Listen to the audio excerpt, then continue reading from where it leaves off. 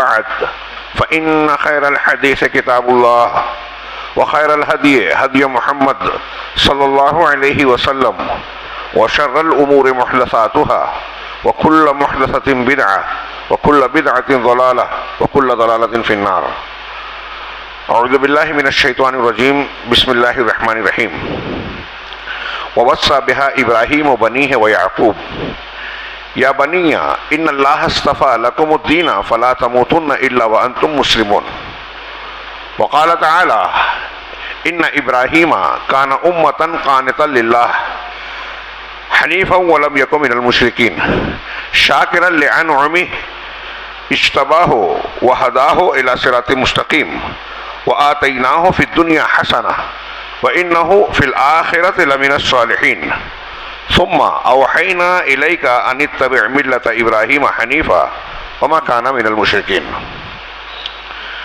محترم حاضرین، اللہ تبارک و تعالیٰ کا احسان و کرم ہے اور سب سے بڑا انعام اس کی نعمتیں یوں تو بے شمار ہے. وَإِن تَعُدُّوا نِعْمَتَ اللَّهِ لَا تُحْصُوهَا.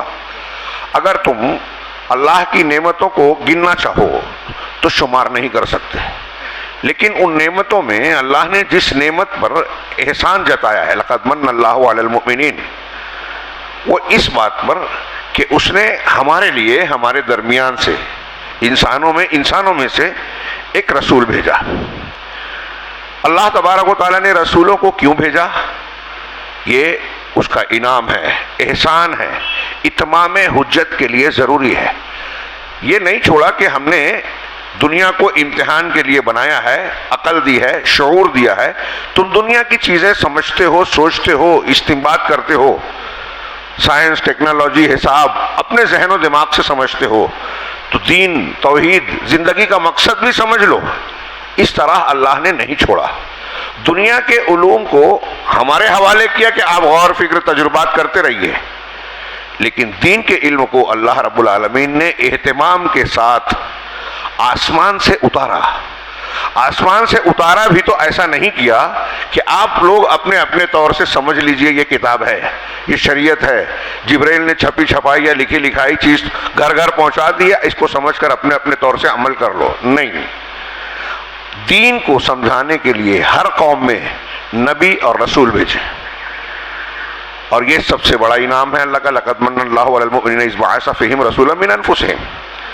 سب سے بڑا احسان، انعام ہے. دوسرے لفظوں میں ہماری سب سے بڑی ضرورت ہے. اہل علم نے لکھا، آپ نے بارہا سنا ہوگا کہ ہمیں کھانے کی ضرورت جتنی ہے، بھوک لگتی ہے پیٹ بھرنے کے لیے، سانس لینے کے لیے آکسیجن اور ہوا کی جو ضرورت ہے، اسی طرح زندگی کی جتنی بھی ضروریات ہیں ان سب سے زیادہ اہم، سب سے زیادہ ضروری اللہ کی ہدایت کی ضرورت ہے، نبی کی ضرورت ہے، اللہ تبارک و تعالیٰ کی نازل کی ہوئی شریعت اور احکامات کی ضرورت ہے. اس سے بڑھ کر دنیا میں کوئی نعمت، کوئی ضرورت انسان کی ہے ہی نہیں. تو اللہ نے انبیاء دیے. تو اس سے یہ بھی پتہ چلا کہ انبیاء کا آنا ہماری آپ کی اولین ضرورت ہے اور اللہ کا انعام بھی. اور اس میں ایک پہلو یہ بھی ہے کہ خود بخود معلوم ہوتا ہے کہ تعلیم و تربیت کے لیے آپ کسی کو صرف ہدایت دیں، ایسا کرو، ایسا مت کرو، یہ معلومات ہے، یہ جو ہے طریقہ کار ہے، صرف زبانی طور سے یا معلوماتی اعتبار سے انفارمیشن کے طور پر آپ کسی کو کوئی چیز سکھاؤ، بتاؤ، یہ کافی نہیں ہے. بلکہ انسانوں کی صحیح تعلیم و تربیت کے لیے زندہ جیتا جاگتا نمونہ سامنے ہونا ضروری ہے.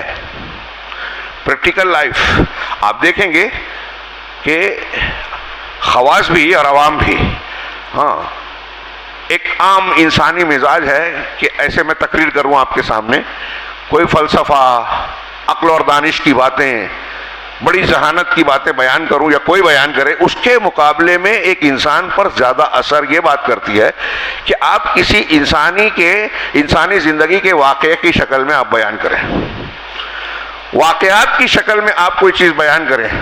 تو عام لوگ بھی اور بہت سارے خواص بھی اسے دلچسپی سے سنتے ہیں. اس کا فلسفوں اور ایسے عمومی باتوں کے مقابلے میں زیادہ اثر پڑتا ہے، لوگ متوجہ ہوتے ہیں اور لوگوں کے لیے یہ زیادہ اثر انداز ہوتا ہے، مؤثر ہوتا ہے کہ ہمارے سامنے کوئی انسانی شکل میں نمونہ ہے، یہ آدمی ہے، اس کی طرح ہمیں جینا چاہیے، اس کی نقل کرنی ہے، اس کی اتباع کرنی ہے، جو بھی لفظ استعمال کریں۔ تو اللہ تبارک و تعالیٰ نے ہمارے لیے کس کو نمونہ بنایا؟ نبوت کے سلسلے کی آخری کڑی، اب پوری کائنات، اپنی بعثت کے بعد سے پوری کائنات اور سارے انسانوں کے لیے نمونہ۔ وما ارسلناک الا رحمۃ للعالمین۔ ایسی بیسیوں دلیلیں ہیں جس سے یہ ثابت ہوتا ہے کہ محمد رسول اللہ صلی اللہ علیہ وسلم پچھلے نبیوں کے مقابلے میں یہ خصوصیت رکھتے ہیں کہ آپ کسی خاص قوم اور خاص زمانے کے لیے نبی نہیں بنائے گئے، بلکہ قیامت تک ساری اقوام، پوری دنیا کے لیے نبی بنائے گئے۔ اب اس ایک حقیقت میں بہت ساری چیزیں شامل ہیں کہ قیامت تک ہے، تو اس کا مطلب یہ بھی ہے کہ قیامت تک کے ہمارے آپ کے جو مسائل ہیں اس کا حل ہے۔ آج کل ایک چیز یہ پھیلائی جاتی ہے نوجوانوں کو دھوکہ اور فریب دینے کے لیے، اور نوجوان دھوکہ کھاتے ہیں کہ اتنی ترقی کا زمانہ ہے، ٹیکنالوجی کا دور ہے، دنیا کہاں سے کہاں پہنچ گئی، 1400 سال پہلے، 200 سال پہلے جو چیزیں تھیں اس کے مقابلے میں بہت ڈیولپ ہو گیا، تبدیلی آ گئی۔ تو ایسا لگتا ہے کہ گویا وہ یہ تاثر بھی دیتے ہیں کہ ارے انبیاء کرام نے جو نبی دین پیش کیا، ہمارے علماء کرام جو ممبروں میں محراب میں بیان کرتے ہیں کہ تقوی اختیار کرو، نیکی طہارت کرو، حلال کھاؤ، یہ نیکی کرو، وہ کام کرو، توحید کو اختیار کرو، یہ سب پرانی باتیں ہیں، اب اس کی ضرورت کم ہے۔ اب تو نئے علماء کرام جانتے نہیں ہیں، علماء کو خبر معلوم نہیں ہے کہ کیا ہو رہا ہے امریکہ میں، جاپان میں، جرمنی میں۔ لہٰذا علماء کی بجائے دہنی شوروں سے ہم کو تعلیم لینی چاہیے۔ اب کرتے پاجامے والے نہیں، 3 پیس والے، کوٹ پینٹ والے آنے چاہیے، عربی جاننے والے نہیں، انگریزی بولنے والے ملنے چاہیے، کیونکہ جدید دور اسی کا ہے۔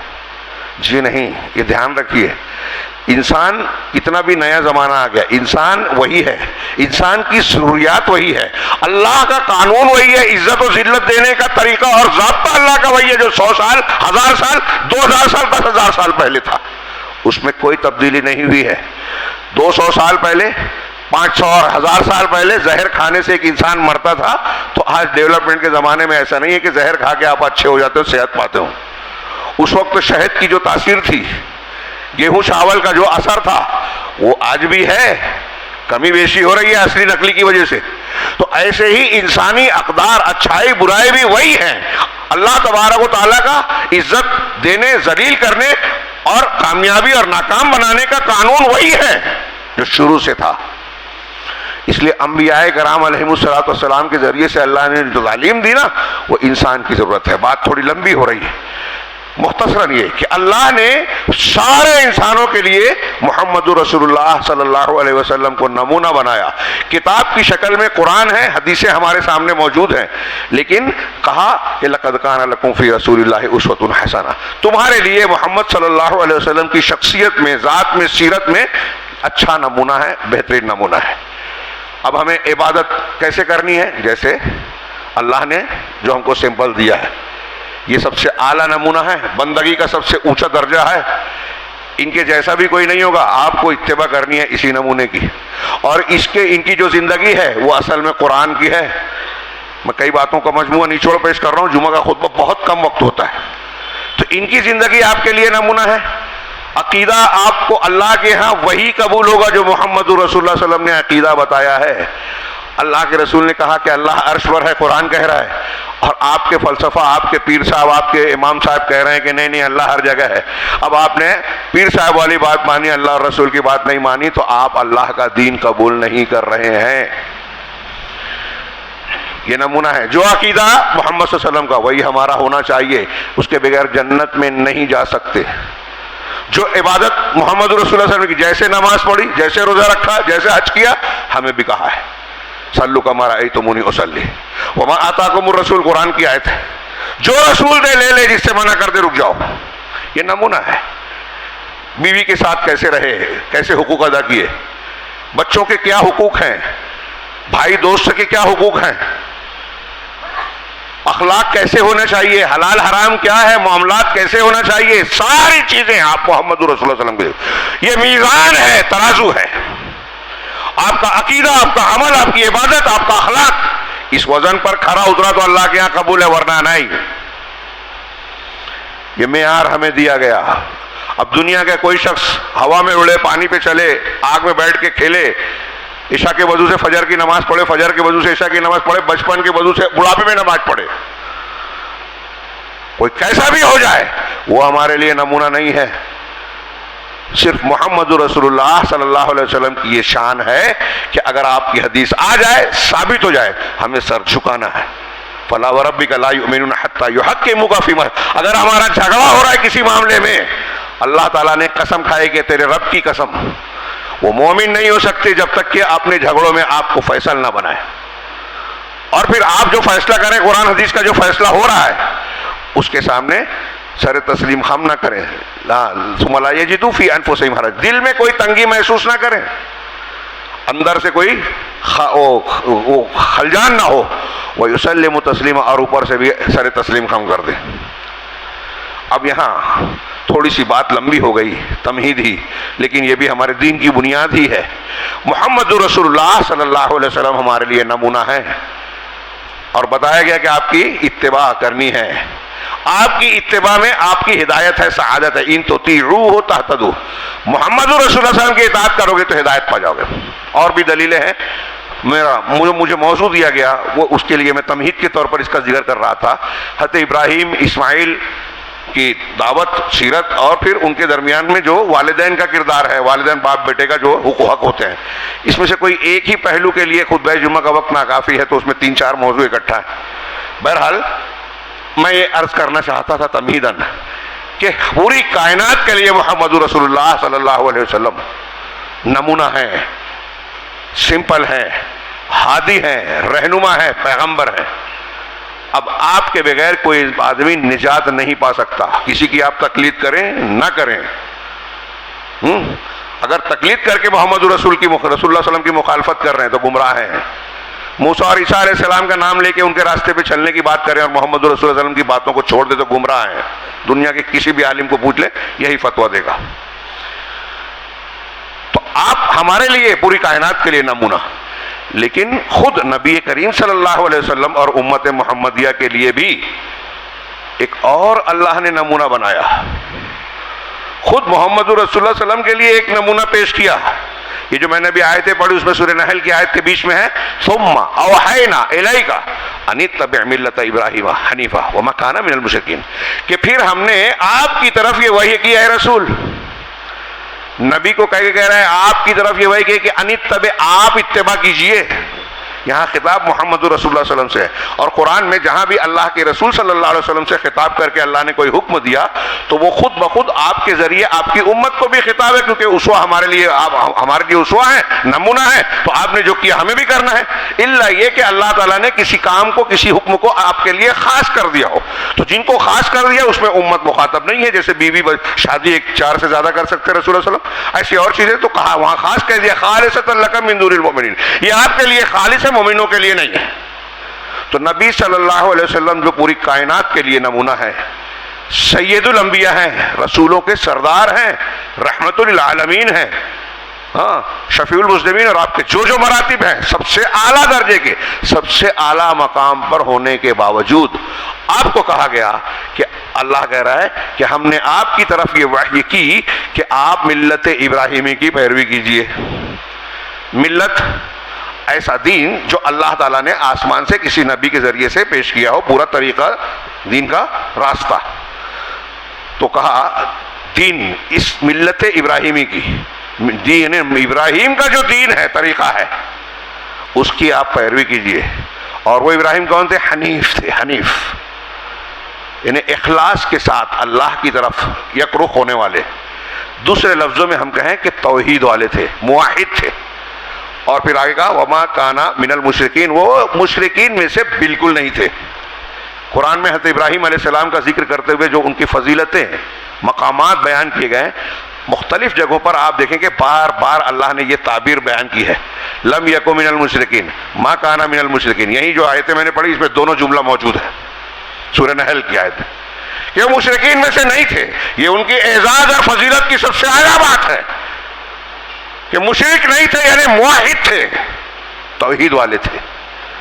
سیدنا ابراہیم علیہ السلام کی سیرت ہمارے لیے بہت ضروری ہے. نبی صلی اللہ علیہ وسلم کو نمونہ بنایا گیا, کے لیے نمونہ بنایا, ہمارے لیے نمونہ ہے. کیا ہے ابراہیم علیہ السلام؟ سوچئے تھوڑی دیر کے لیے, ہمارے سامنے جو قرآن ہے نا, اس میں 69 مرتبہ 69 مرتبہ حضرت ابراہیم علیہ السلام کا ذکر ہے نام کے ساتھ, اور بغیر نام کے بھی ہے.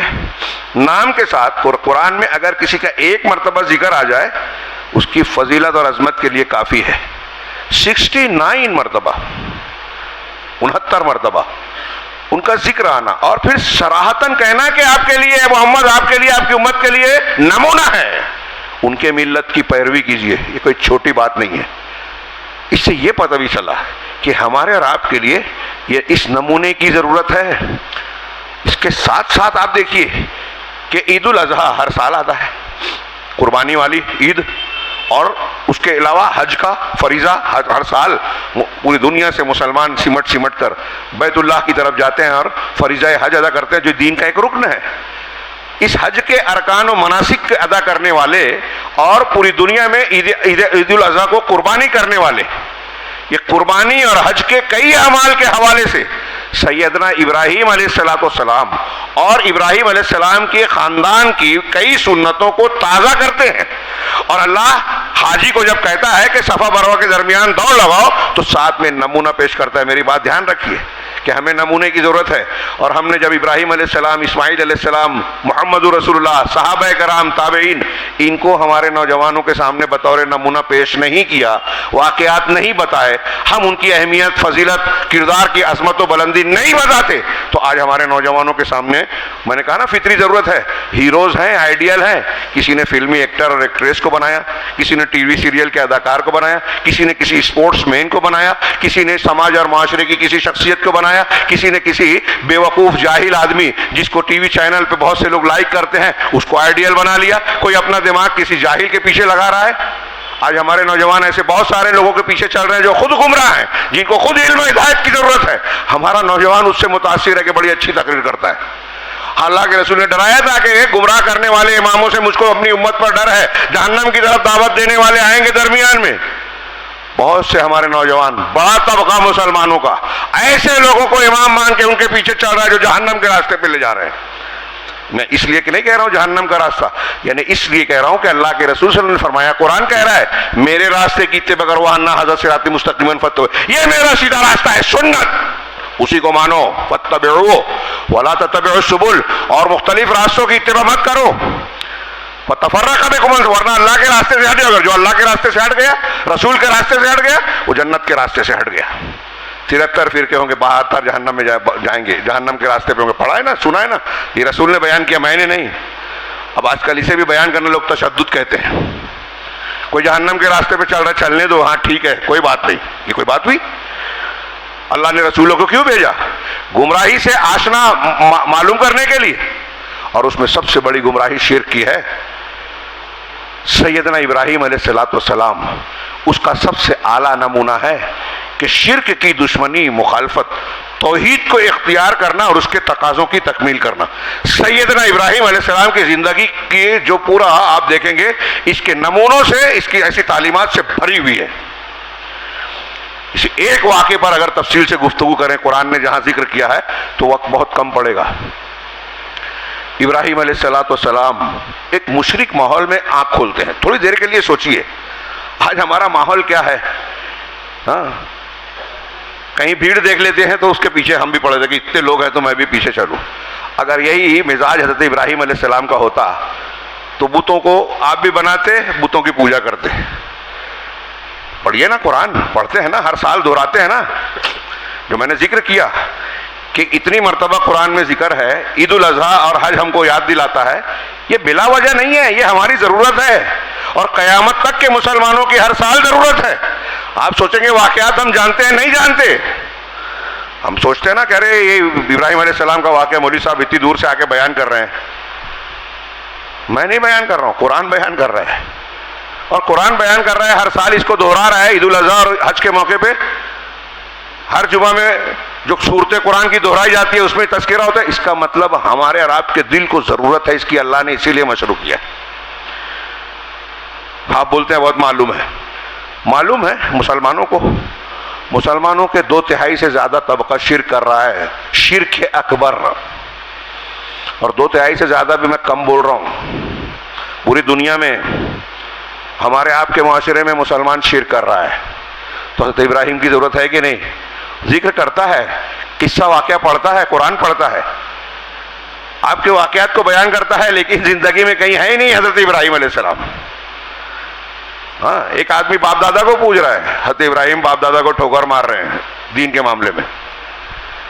ایک ابراہیم بتوں کو پوچھ رہا ہے، حضرت ابراہیم علیہ السلام نے ان کو توڑ دیا تھا۔ ایک ابراہیم ستاروں کی چال، نجومیوں کی باتوں کو مان رہا ہے، جادو ٹونا مان رہا ہے۔ حضرت ابراہیم علیہ السلام نے ستاروں سورج کی معبودیت کا رد کیا، اعلان کیا۔ ایک آدمی بڑے اقتدار والوں کو، بزرگوں کو، شخصیات کو پوچھتا ہے، حضرت ابراہیم علیہ السلام نے نمرود کو اور شخصیات کے جو ابقریت یا معبودیت کا درجہ ہے اس کا رد کیا۔ کہیں بھی شرک سے معمولی سا سمجھوتا نہیں کیا، اور دین کی جو نمونہ پیش کیا، اللہ تعالیٰ نے خود اس کا ذکر ہے، وَإِذِ ابْتَلَىٰ إِبْرَاهِيمَ رَبُّهُ بِكَلِمَاتٍ فَأَتَمَّهُنَّ، کہ جب تمہارے پروردگار نے ابراہیم کو کچھ کلمات، کچھ باتوں، کچھ چیزوں سے آزمایا تو ساری چیزوں کو ابراہیم نے پورا کر دیا۔ سوچئے، شروع سے دیکھیے، مشرکانہ ماحول میں پیدا ہوئے، آنکھیں کھولی، ماحول کے پیچھے نہیں چلے کہ جو لوگ کر رہے ہیں میں بھی وہی کروں گا، یہ جہالت اور تقلید والا کام نہیں کیا، شعور کا استعمال کیا۔ وَكَذَلِكَ نُرِي إِبْرَاهِيمَ مَلَكُوتَ السَّمَاوَاتِ وَالْأَرْضِ، قرآن کہتا ہے آسمان زمین کی نشانیوں پر غور کیا، اور پھر اپنے باپ اور قوم سے خطاب کیا، تم لوگ ان بتوں کو پوچھتے ہو، ستاروں کو پوچھتے ہو، کیوں؟ کئی جگہوں پہ دیکھیے یہ خطاب ہے، اوف ہے تم پر، تم جن کو پوچھ رہے ہو وہ طاقت نہیں رکھتے، قوت نہیں رکھتے، سن نہیں سکتے، دیکھ نہیں سکتے، نفع نقصان نہیں پہنچا، کیوں پوچھتے ہو؟ کیا دلیل ہے؟ یہ تو خود نکل رہے ہیں، ڈوب رہے ہیں۔ ہاں، سورج کو سمجھانے کے لیے کہا ستارہ نے، چلو اس کو مان لیتا ہوں، ڈوبا رہے، جو ڈوب گیا وہ میرا رب کیسے ہو سکتا ہے نا؟ سورہ انعام میں پڑھیے، انی لا احب الافلین فلما جن علیہ اللیل رأى کوكبا، وہ آیتیں پڑھیے، ٹائم نہیں ہے، آپ واقعہ جانتے ہیں۔ یہ حضرت ابراہیم کا مناظرے کا انداز تھا قوم سے، چلو تم مان تو مان لیتا ہوں، ڈوب گیا، ارے یہ تو ڈوبنے والے کو میں پسند نہیں کرتا، اللہ نے ہدایت نہیں دی تو میں نہیں پا، اچھا چلو چاند اس سے بڑا ہے اس کو مان لیتا ہوں، وہ بھی ڈوب گیا۔ تو کہا اگر اب راستہ نہیں ملا تو میں گمراہ ہو جاؤں گا، سورج بڑا ہے، یہ سب سے بڑا ہے، ھذا ربی ھذا اکبر، یہ سب سے بڑا ہے، یہ میرا رب ہے۔ لیکن جب وہ بھی ڈوب گیا تو قوم سے کیا کہا، دیکھو یہ تو نکل رہے ہیں، ڈوب رہے ہیں، اس میں کیا غور کرنے کی بات ہے؟ ابراہیم علیہ السلام کی جو دلیلیں ہیں، قرآن میں جو انبیاء کی دلیلیں ہیں، اس پہ غور کرو بھائیو۔ آپ اپنے زمانے کے مشرکین کو سمجھا سکتے ہیں ان دلیلوں سے کہ جب یہ خود نکل رہے ہیں، ڈوب رہے ہیں، یہ خود مخلوق ہیں، یہ خود محکوم ہیں، یہ کیسے الہ ہو سکتے ہیں؟ یہ میرے مالک کائنات کا نظام چلانے والے کیسے ہو سکتے ہیں؟ تو خود اس نظام کا حصہ ہیں۔ تو اعلان کیا، انی وجہت وجہی للذی فطر السماوات والارض۔ ہاں، یہ میں نے قوم کے تعلق سے مثال دی، حضرت ابراہیم علیہ السلام نے توحید کی طرف دعوت دی، ہاں، اس کے لیے مقابلہ کیا، دلائل اور حجت پیش کیے، شروعات اپنے باپ سے، اپنے گھر سے کی، قوم کو پھر سمجھایا، ہاں، آخر میں سمجھاتے سمجھاتے جتنے طریقے، حجتیں، دلیلیں ہو سکتی تھیں سمجھانے کے لیے سب استعمال کر لی، کوئی چیز چھوڑی نہیں، یہاں تک کہ بتوں کو توڑ ڈالا۔ میلے میں لے جانا چاہے نہیں گئے، مشرکین کے میلے میں نہیں جانا چاہیے، ملت ابراہیمی یہ ہے، بتوں کو توڑ ڈالا۔ اس کے بعد حاضر کیا گیا، تو یہ نہیں کہا کہ میں نے نہیں کیا، یہ کہا بڑے والے نے کیا۔ 3 جھوٹ جو ان کے بیان کیے جاتے اس میں سے یہ ہے، یہ جھوٹ نہیں تھا، اس پہ کی کسی اور موقع سے تفصیل۔ قوم نے دھوکہ نہیں کھایا، جھوٹ بولنے والا سامنے والے کو دھوکہ دینا چاہتا ہے تب جھوٹ بولتا ہے، حضرت ابراہیم دھوکہ دینا نہیں چاہتے تھے، اور پھر قوم نے مانا کہ انہوں نے ہی توڑا، اسی لیے تو آگ میں ڈالنے کے لیے پلان بنایا، آگ میں ڈالا گیا، پیچھے نہیں ہٹے حضرت ابراہیم۔ ہمارے یہاں تھوڑا سا خطرہ ہوتا ہے تو ہم لوگ پیچھے ہٹ جاتے ہیں، کہیں ضمیر بیچ دیتے ہیں، کہیں ڈر جاتے ہیں۔ ابراہیم علیہ السلام اکیلے کھڑے ہیں پوری قوم کے سامنے، اکیلے، کوئی میزائل نہیں ہے، کوئی ہتھیار نہیں ہے، کوئی گروپ نہیں ہے، کوئی سیاسی طاقت نہیں ہے، بادشاہ مخالف ہے، قوم سے تو لڑے، نمرود سے بھی مناظرہ کیا، اس کی شخصیت، اس نے کہا میں رب ہوں، کہا میرا رب مشرق سے سورج کیا نام ہے زندہ کرتا ہے موت دیتا ہے. کہا میں بھی زندہ کرتا ہوں موت دیتا ہوں. 2 قیدیوں کو بلایا, کہا ایک کو مار ڈالو ایک کو چھوڑ دو. کہا دیکھو جس کو چھوڑا زندہ کر دیا, جس کو مارا اس کو موت دے دی. حضرت ابراہیم اس کی بیوقوفی کو چھوڑ کے دوسری دلیل دی. پڑھیے قرآن میں, الم تر الذی حاج ابراہیم فی ربہ ان آتاہ اللہ الملک. ہاں تو کیا کہا حضرت ابراہیم نے, میرا رب وہ ہے جو مشرق سے سورج کو نکالتا ہے, تیرے کو دعویٰ ہے تو اس کو چینج کر دے, تو مغرب سے نکال کے بتا. فبہت الذی کفر, تو کافر مبہوت ہو گیا, اس کے پاس کوئی جواب نہیں تھا. یہ میں بتا رہا ہوں حضرت ابراہیم کی دلیل حجت. بادشاہ کی آنکھوں میں آنکھیں ڈال کے توحید کی دعوت پیش کر رہے ہیں, ہم آج اپنے گھر میں نہیں پیش کر پاتے, منع کرتے. وہ تعزیہ پوچھتے ہیں, وہ شخصیت کو پوچھتے ہیں, وہ شرک کر رہے ہیں, بدعت کر رہے ہیں, منع کرو گے اختلاف ہوگا. اعتدال اور تشدد کی مثال کی ہمارے ہاں جو ہے تعریف ہی بدل دی. اب ایک طبقے ہیں تحریکیت والے جو حکومت سے لڑنے کی تو بات کرتے ہیں, جو نہیں کر سکتے وہاں لڑنے کی بات کرتے ہیں اور قوم کو پریشانی میں ڈالتے ہیں. گزشتہ کئی سالوں میں 10-15 سالوں میں لاکھوں مسلمانوں کو قتل کیا یا کروایا ہے. ابھی اسرائیل میں بحث چل رہی ہے, نیتنیاہو کے خلاف تحقیق کرو کہ جو 7 اکتوبر 2023 کو حملہ ہوا تھا حماس کا, جس کو ہمارے ہاں لوگ بہت چیختے چلاتے ہیں, وہ کہتے ہیں یہ نیتنیاہو نے کروایا تھا حماس کے ذریعے, ان کے پالے ہوئے ہیں. یہ اسرائیل میں یہودی لوگوں کا مطالبہ کہہ رہے ہیں. ہمارے یہاں لوگ بولے تو دیکھو یہ غدار ہیں, یہ ان کے ہمدرد ہیں, یہ فلاں ہے ڈھیما ہے. اور توحید کی دعوت پیش کرتے کہتے شدت ہے تشدد ہے, اور جو توحید کی دعوت دیتا ہے اس کو شدت والا بولتے ہیں. تو حضرت ابراہیم کو بھی شدت والا ہی بولیں گے یہ لوگ. ارے ابا سے لڑ گئے, گھر سے نکال دیا, قوم سے لڑ گئے, آگ میں ڈال دیا, نمرود سے لڑ گئے, تھوڑا نرم ہو جانا چاہیے تھا, سیاسی بیان دے دیتے ایسا اور ویسا. توحید اور شرک کے بارے میں سبق لے لیجئے, یہ ملت ابراہیمی ہے, یہی ہماری آزمائش کی بنیاد ہے. اور توحید کے لیے اللہ نے انسان و جن کو پیدا کیا. جنت اور جہنم کی بیسک چیز یہی ہے. اگر شرک پہ کوئی آدمی مر گیا شرک اکبر پر, کبھی جہنم سے نہیں نکلے گا, اس کا ایک سجدہ قبول نہیں ہوگا, کروڑوں روپے روز خرچ کرے لیکن شرک اکبر کرتا ہو اللہ کے یہاں قبول نہیں ہوگا. اللہ نے انبیاء سے کہا ہے اگر یہ شرک کرے ان کے سارے عمل برباد. اس سے زیادہ خطرناک چیز کون ہو سکتی ہے؟ اور سیدنا ابراہیم کی زندگی میں سب سے نمایاں سبق یہی ہے کہ شرک سے کہیں بھی کوئی سمجھوتا نرمی کا سوال ہی نہیں ہے. آپ نے ہر قدم پر ہر جگہ دعوت دی, مناظرہ کیا, دلیلیں دی, بتوں کو توڑا, گھر چھوڑ دیا, ہجرت کی, سب کچھ کیا, شرک سے سمجھوتا نہیں کیا. اور اس دعوت کا آغاز گھر سے کیا. مجھے یہاں سے شروعات کرنا تھی. گھر سے جو شروعات کی حضرت ابراہیم علیہ السلام کی ملت توحید.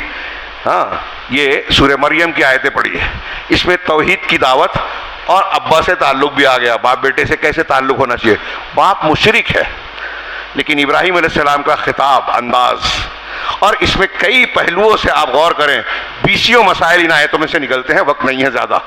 اللہ نے کہا وَاذْكُرْ فِي الْكِتَابِ ابراہیم, ہاں کہ اپنی کتاب میں قرآن میں ابراہیم کا ذکر کیجئے. انہو کانا صدیقا نبیا, یقیناً وہ صدیق تھے, خوب تصدیق کرنے والے, سچائی پر چلنے والے, ہر اعتبار سے سچ پر گئے. آج ہم لوگ جھوٹ کے عادی ہو گئے ہیں, قدم قدم پر جھوٹ بولتے ہیں, اور جتنی باطل چیز اختیار کرتے ہیں سب جھوٹ ہے. دین میں جھوٹ, کاروبار میں جھوٹ, معاملات میں جھوٹ, ہر جگہ جھوٹ ہی جھوٹ ہے. ہاں نبوت کے بعد صدیقیت کا درجہ ہے, خیر ابھی میں اس پہ تفصیل میں نہیں جاتا. اللہ نے کہا کہ وہ صدیق تھے, نبی تھے, پیغمبر. انہو کانا صدیقا نبیا, ان کا ذکر کیجئے, مطلب ان کا ذکر کرنے کی ہم کو آپ کو ضرورت ہے, قرآن میں ضرورت ہے. ہاں اب اس کا ذکر کیجئے, اپنے بچوں کو سکھائیے یہ واقعات. یہاں جو بزرگان بیٹھے ہیں وہ جانتے ہوں گے, یہاں کا ماحول تو پہلے کا میں نہیں جانتا. میں اکثر یہ بات کہتا ہوں, بچپن میں ہم لوگ جب چھوٹے تھے, ہمارے والد دادا وغیرہ زندہ تھے, تو ایک عام روایت تھی, گھر کے بزرگ چھوٹے بچوں کو قصے واقعات سناتے تھے, اور دوسری قصوں کہانیوں کے ساتھ انبیاء کے واقعات خاص طور سے سناتے تھے. صحابہ میں سے کچھ لوگوں کے واقعات, بچے کہتے تھے آج فلاں یوسف علیہ السلام کا واقعہ سنائیے, آج عمر رضی اللہ تعالیٰ عنہ کا واقعہ سنائیے. یہ بچے فرمائش کرتے تھے. اب آج تو بچوں کو فرصت نہیں, بڑوں کو بھی ٹائم نہیں ہے, اور بڑے نہیں جانتے. جب آپ کو نہیں معلوم ہے تو آپ اپنے بچے کو کیا بتاؤ گے؟ ہاں، اسپورٹس مین، فلمی اداکار اور ان کے گھروں کے واقعات، معاملات بہت معلوم ہے آج ہم کو، لیکن اللہ کے نبی صلی اللہ علیہ وسلم کی سیرت نہیں معلوم ہے، انبیاء کی سیرت۔ یہ مسجد میں تھوڑا موڑا سن لیے، ٹائم زیادہ ہو گیا تو آدمی کو برا لگنے، بوجھ لگنے لگتا ہے۔ جس کی ہمیں ضرورت ہے، جو ہمارے لیے نمونہ ہے، جس کو اللہ نے بیان کیا ہے، وہ نہیں جانتے، اور جب آپ یہ نہیں بتاتے تو پھر وہی ہوگا، ناچنے گانے والے ہمارے بچوں کے لیے ہیرو ہیں، ان کی نقل کریں گے، ان کے جیسا بال رکھیں گے، ان کے جیسا کپڑا رکھیں گے، دیکھ رہے ہیں کہ وہ مورتی کے سامنے پوجا کر رہے ہیں تو یہ بھی کریں گے، وہ زنا کرتے ہیں تو یہ بھی کریں گے، ان کے اندر دینی غیرت نہیں ہے، پتہ چلا وہ ایسا ایسا کرتے ہیں تو یہ بھی کریں گے، بک جائیں گے، اپنا ضمیر بیچیں گے، ایمان بیچیں گے۔ کیوں؟ اس لیے کہ جن کو نمونہ بنایا ہے وہ ایسے ہی ہیں۔ تو اگر آپ چاہتے ہیں کہ آپ کے بچے انبیاء کے طریقے پہ چلیں تو اللہ نے کہا نا وذکر فی الکتاب، تو اپنے گھروں میں ابراہیم کا، اسماعیل کا، انبیاء کا، رسول اللہ صلی اللہ علیہ وسلم کا ذکر کیجئے، پڑھائیے ہر گھر میں۔ میں مانتا ہوں مسلمان کے ہر گھر میں انبیاء کی سیرت اور رسول اللہ صلی اللہ علیہ وسلم کی سیرت پر کتابوں کا ہونا ضروری ہے۔ ہونا صرف نہیں، پڑھنا اور پڑھانا ضروری ہے، سننا اور سنانا ضروری ہے، اور اس میں بھی صحیح واقعات۔ یہاں بھی گمراہی ہے کہ لوگ بہت سارے الٹے سیدھے واقعات بیان کرتے ہیں، جو صحیح ہے بولتے ہیں کہ مزہ نہیں آتا، صحیح ڈھنگ سے آپ پڑھنا سننا جانتے نہیں ہیں۔ قرآن کو، حدیث کو جو صحیح ہیں صحیح ڈھنگ سے پڑھے سنے نا، کافی ہے ہمارے لیے، جھوٹے واقعات کی ضرورت نہیں ہے۔ میں نے شروع میں کہا تھا نا کہ عام لوگوں کی ایک پسند ہوتی ہے کہ واقعات سنیں، تو ایک طبقہ مسلمانوں میں ایسا گزرا اور آج بھی چل رہا ہے، فضائل کے نام پر یا بزرگان دین کے واقعات کے نام پر شرک کی دکان لگانے کے لیے نئے نئے واقعات جس کی کوئی حقیقت نہیں ہے بنا بنا کے بیان کرتے ہیں۔ ارے وہ تو ایسے تھے، جس دن بالغ ہوئے تھے اس دن وضو کیا تھا، اور جب موت ہوئی تو وضو ٹوٹا ہی نہیں تھا، بوڑھے ہو گئے تھے، اور لوگ بھی سر دھنتے، واہ واہ کیا بات ہے، واقعی ایسے پہنچے ہوئے تھے، وہ ہوا میں اڑتے تھے، کرامت کرامت کھیلتے تھے، پہاڑ پھینک کے مار دیتے تھے، پتہ نہیں کیا کیا کر لیتے تھے۔ پھر اللہ والی بات جو کفار مکہ بھی اپنے بتوں کے لیے نہیں بولتے تھے، وہ ہمارے یہاں لوگ بولتے کہ شیخ عبد القادر جیلانی فلاں بزرگ مردوں کو زندہ کر دیتے تھے، یہ کفار مکہ بھی اس کو کہتے تھے کہ یہ صرف اللہ کر سکتا ہے۔ آج کا جاہل مسلمان، مشرک مسلمان کہتا ہے کہ یہ فلاں بابا اور پیر بھی کر سکتے ہیں، اور جب اس قسم کے واقعات سناتے ہیں تو پھر بازاروں پہ جا کے مانگتے ہیں دعا، استغاثہ، استعاذہ، شرک اکبر کرتے ہیں، قرآن پڑھ رہے ہیں، ابراہیم علیہ السلام کا واقعہ بیان کر رہے ہیں، شرک کر رہے ہیں۔ اس کا مطلب کھیل بنایا ہے، مذاق بنایا ہے دین کو۔ یہ سیدنا ابراہیم نبی تھے، ان کا ذکر کرو، ہاں تو اللہ نے کیا کہا؟ اس قالا لأبیہ، جب انہوں نے اپنے باپ سے کہا، ابراہیم علیہ السلام اپنے باپ سے کہہ رہے ہیں یا ابتی لما تعبد ما لا يسمع ولا يبصر ولا يغني عنك شيئا۔ بہت غور سے سنیے، سادی زبان، سادی بات، لیکن دلیل انتہائی مضبوط، نبی کی دلیل ہے۔ قرآن میں انبیاء کی دلیلوں کو پڑھیے، آپ اپنے ارد گرد شرک سے لڑ سکتے ہیں۔ جو الٹی سیدھی باتیں کرتے ہیں نا، غلط دلیلیں دیتے ہیں دین کے معاملے میں، شرک کی تائید میں، اس کا آپ جواب دے پائیں گے، ان کو پڑھ لے غور سے۔ تو حضرت ابراہیم کہہ رہے ہیں ابا جان مشرک ہیں، نمبر ایک۔ خطاب کیسے کر رہے ہیں؟ یا ابتی۔ آگے 4-5 جملے ہیں، ہر جملے سے پہلے ابراہیم علیہ السلام یا ابتی، یا ابتی، یا ابتی کا۔ کتنی پوائنٹ کی بات ہے کہ ایسے تو تمام مشرکین کو دوست نہیں بنانا ہے، چاہے باپ ہی کیوں نہ ہو، دوست نہیں بنانا ہے، دوست ہے نا دل والا، دلی ہمدردی کے ساتھ دنیاوی تعلقات کریں گے، لیکن ماں باپ کا ایک ایکسیپشن ہے، استثناء ہے۔ آپ دوسرے مشرکین سے جدا ہو جائیں، ماں باپ اگر مشرک ہے تو آپ کو اس کی خدمت کرنی ہے۔ قرآن میں ہے وَإِن جَاهَدَاكَ عَلَىٰ أَن تُشْرِكَ بِي مَا لَيْسَ لَكَ بِهِ عِلْمٌ فَلَا تُطِعْهُمَا وَصَاحِبْهُمَا فِي الدُّنْيَا مَعْرُوفًا۔ قرآن نے کہا کہ اگر ماں باپ تمہیں اس بات پر ابھارتے ہیں کہ تم اللہ کے ساتھ، میرے ساتھ، یعنی اللہ کے ساتھ ایسی چیز کو شریک ٹھہراؤ جس کا تمہیں علم نہیں، شرک کی ایک غلط ہونے کی ایک دلیل ہے کہ اس کی کوئی دلیل نہیں ہے، اس کے صحیح ہونے کی ایک بھی دلیل نہیں ہے، یہ اس کے غلط ہونے کی ایک بہت بڑی دلیل ہے کہ اس کے صحیح ہونے کی کوئی علم نہیں ہے تمہارے پاس، تو فلا تطعهما، تو تم ان کی اطاعت نہیں کرنا، ان کی بات نہیں ماننا، لیکن وصاحبهما فی الدنیا معروفا، دنیا کے معاملے میں ان کے ساتھ اچھی سنگت اور مصاحبت کرو، ہے نا۔ یہ شرک سب سے ناپسندیدہ، اس کے باوجود ماں باپ کا یہ حق ہے۔ اب حضرت ابراہیم اس حق میں سب سے بڑی چیز جو ادا کر رہے ہیں یا ابد، ابا جان، لما تعبد ما لا يسمع ولا يبصر ولا يغني عنك شيئا. آپ اس کی عبادت کیوں کرتے ہیں جو دیکھ نہیں سکتا, جو سن نہیں سکتا, جو دیکھ نہیں سکتا, اور جو آپ کے کوئی کام نہیں آ سکتا. 3 جملہ ہے, 3 مضمون ہے یہ. کوئی کسی کی عبادت کیوں کرتا ہے؟ آپ کسی کی عبادت کریں, دنیا میں کسی سے بھی پوچھئے کہ آپ کس کی عبادت کرتے ہو, تو سب سے پہلے یہ تو چاہو گے نا کہ جو آپ جس کی آپ عبادت کر رہے ہیں وہ آپ کو دیکھے, سنے, آپ کی ضرورت محسوس کرے, آپ کے لیے کون سی چیز مفید ہے, کون سی مضر ہے وہ جانے. پھر آپ اس کو پکار رہے ہیں تو اس کو سنے, جب سنے گا جانے گا, پھر اس کو یہ طاقت ہو کہ آپ کو فائدہ پہنچا سکے, نقصان سے بچائے. اس کو ایسے لیجئے کہ آپ کو بھوک لگی ہے, اپنے گھر میں بچوں کو بھوک لگتی ہے, تو کوئی آ کے یہاں ممبر پہ کہتا ہے ممبر مجھ کو بھوک لگی ہے کھانا دے. مسجد میں ممبر کا کتنا مقام ہے, اس پہ کھڑے ہو کے لوگ خطبہ دیتے ہیں, ممبر رسول بولا جاتا ہے, امام کا مصلی ہے, یہاں روز نماز پڑھی جاتی ہے, امام صاحب کھڑے ہوتے ہیں. تو اس سے آگے کوئی کھانا مانگتا ہے کیا؟ کیوں نہیں مانگتا؟ Simple logic.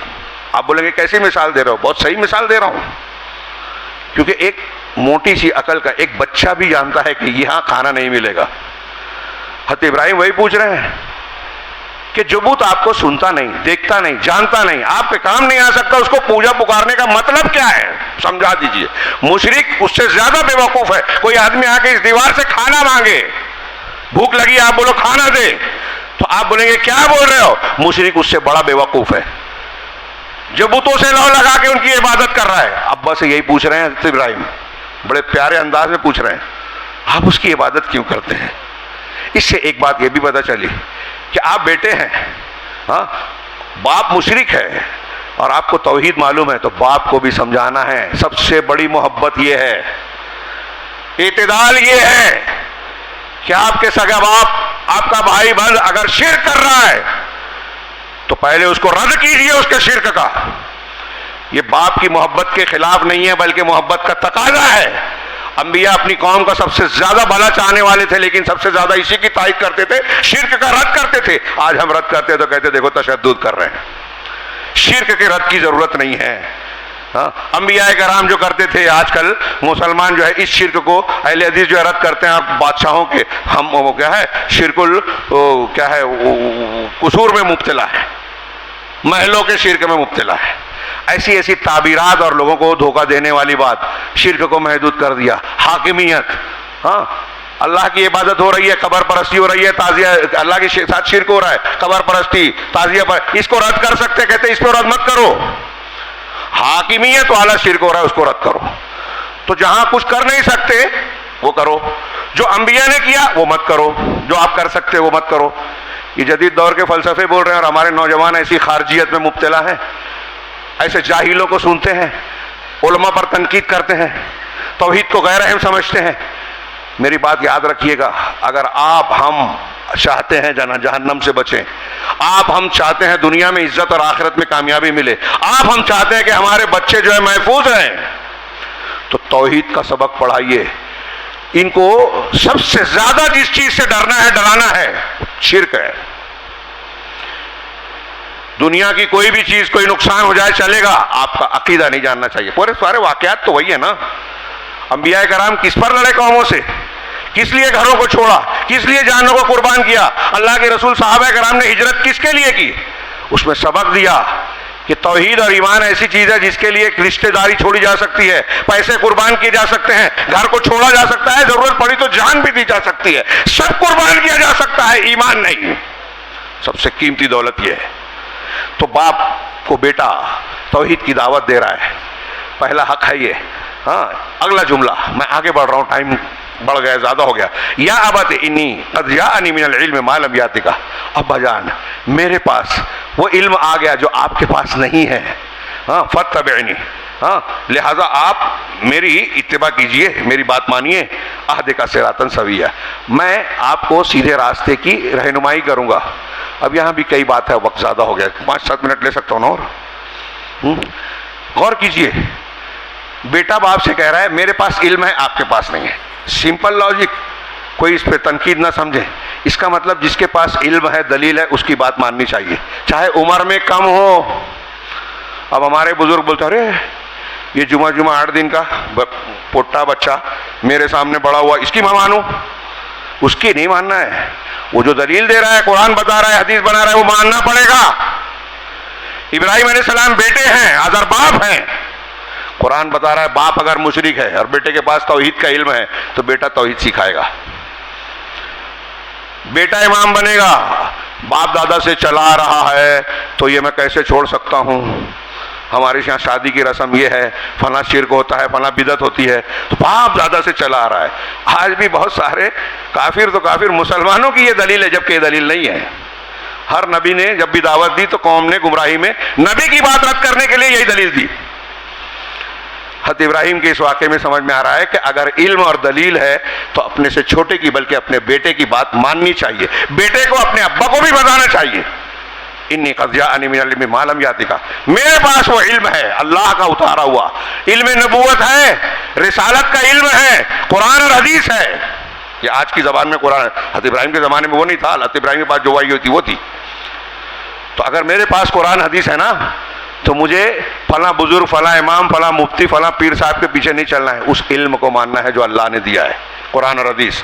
تو میرے پاس علم ہے، آپ میری اتباع کیجیے. تو جس کے پاس علم ہے اس کے پیچھے چلنا ہے. تو وہ اس کے پیچھے مطلب اس کی تقلید نہیں ہوئی، اس علم کی تقلید ہوئی، اتباع ہوئی. تو حضرت ابراہیم کا اگلا جملہ ہے یا ابت لا تعبد الشیطان. پچھلی والی آیت سے جو بھی پڑھا نا، تقلید کا رد ہوتا ہے، جو بغیر دلیل کے کسی کی بات ماننا، دلیل کی بات ماننا ہے. آگے اللہ نے کہا، حضرت ابراہیم نے کہا یا ابت لا تعبد الشیطان، ابا جان. پھر دیکھو بار بار ابا جان، لا تعبد الشیطان، شیطان کی عبادت مت کیجیے. ان الشیطان کان للرحمن عصیا، یقیناً شیطان رحمان کا نافرمان ہے. کتنے پیارا انداز ہے، غور کیجئے. اس میں لوگوں نے بڑی تفسیر پڑھیں گے نا، الگ الگ نقطے نکالے کہ اللہ کے لیے بھی رحمان کا لفظ استعمال کیا. یعنی اس میں بھی ایک ترغیب ہے کہ وہ جس اللہ کے ساتھ شرک کر رہے ہو تمہارے ساتھ رحم کر رہا ہے، وہ رحمان ہے، اس کے کتنے کے احسان کرم ہیں. شیطان کو سب جانتے ہیں. اگر تم عبادت کرو گے غیر اللہ کی تو حقیقت میں شیطان کی عبادت کر رہے ہو، بتوں کی نہیں. انداز کتنا پیارا ہے. ہاں، تو شیطان اپنے پروردگار کا نافرمان ہے تو رحمان کا نافرمان ہے. آپ اس کی پیروی کرو گے تو نافرمانی کے راستے پہ جاؤ گے، جہنم کے راستے پہ جاؤ گے. یا ابت انی اخاف ان یمسک عذاب من الرحمن فتکون للشیطان ولیا. ابا جان میں اس بات سے ڈرتا ہوں کہ آپ کو رحمان کی جانب سے کوئی عذاب چھو لے ہوئے، پکڑ لے ہوئے. یہاں علماء نے لکھا، دیکھیے ابراہیم علیہ السلام نے اپنے ابا سے نہیں کہا کہ ارے آپ جاہل ہو، میرے پاس علم ہے. ہاں، انداز دیکھیے، آپ کے پاس وہ علم نہیں ہے جو میرے پاس ہے. یہ نہیں کہا آپ جاہل ہیں، انداز. یہاں کہا کہ آپ کو عذاب چھو لے گا، آپ جہنم میں چلے جائیں گے، جہنم کا ایندھن بنیں گے. یہاں باپ کو خطاب کے انداز میں بھی ملحوظ رکھا، اگرچہ عذاب کا ذکر کر رہے ہیں. تو شیطان کے دوست ہو جائیں گے. رحمان جو تمہارے اوپر رحم کر رہا ہے اس کے مقابلے میں اگر آپ اس کی بات مانتے ہیں تو اس کے دوست ہو جائیں گے. ہاں، یہ پوری دعوت پڑھیے، ٹائم زیادہ ہو رہا ہے. اس کے فوراً بعد اللہ حضرت ابراہیم علیہ السلام کے جواب میں اللہ نے جو نقل کیا کہ باپ نے کیا کہا، اراغب انت آلہتی، کیا ہے فرمایا، قال اراغب انت عن آلہتی یا ابراہیم، اے ابراہیم میرے معبودوں سے تم روگردانی کر رہے ہو، منہ پھیر رہے ہو. ہاں، لئن لم تنتہی لارجمنک، اگر رکے نہیں، باز نہیں آئے، یہ سب چھوڑو، اگر نہیں مانے تو آپ کو رجم کر دوں گا، پتھروں سے مار مار کے مار ڈالوں گا. واہجرنی ملیا، میں دیکھنا نہیں چاہتا، دور ہو جا میرے سے، ایک لمبی مدت تک دکھنا نہیں، چلے جاؤ. تو حضرت ابراہیم نے کہا قال السلام علیک، ٹھیک ہے آپ پر سلامتی ہو، یعنی آپ محفوظ رہیں. دیکھیے انداز، آپ مشرک ہیں، غلط ہیں، پھر بھی میں آپ کا بھلا چاہتا ہوں. سأستغفر لک ربی، ہاں میں اپنے پروردگار سے آپ کے لیے معافی مانگوں گا، مغفرت کی دعا کروں گا. مشرک آدمی، شرک پر مر جانے والے آدمی کے لیے بعد میں حضرت ابراہیم نے بھی چھوڑ دیا، اللہ کے نبی صلی اللہ علیہ وسلم کو بھی منع کر دیا جب ابو طالب کے لیے دعا کی کہ آپ مشرک چاہے قریبی رشتہ دار ہی کیوں نہ ہو، شرک پر مرنے والوں کے لیے مغفرت کی دعا نہیں کر سکتے. اپنی والدہ کی قبر پر جانے کی اجازت مانگی، اللہ کے رسول نے دے دی گئی. مغفرت کی دعا مانگنے کی اجازت مانگی گئی، نہیں دی گئی. اللہ کے رسول صلی اللہ علیہ وسلم اپنی والدہ کی قبر پر جا کے رونے لگے. سوچئے میرے بھائیو، یہ ایک بات ہمارے رونگٹے کھڑے کر دینے والی ہے۔ آدمی کو اس بات پر اکسانے کے لیے کافی ہے کہ آدمی کو شرک سے بچنا چاہیے۔ نبی صلی اللہ علیہ وسلم سے ایک شخص نے پوچھا کتاب الایمان میں، مسلم شریف میں پڑھیے، آ کے پوچھا کہ میرے ابا کہاں ہیں؟ کہا جہنم میں۔ کافر تھے، واپس جانے لگا، بلایا، ہلا دینے والی بات، ابراہیم علیہ السلام کا باپ آزر بھی جہنم میں ہوگا۔ اللہ کے رسول صلی اللہ علیہ وسلم نے کہا اس آدمی کو بلا کے، صحابی کو، کہ تیرے ابا میرے ابا دونوں جہنم میں۔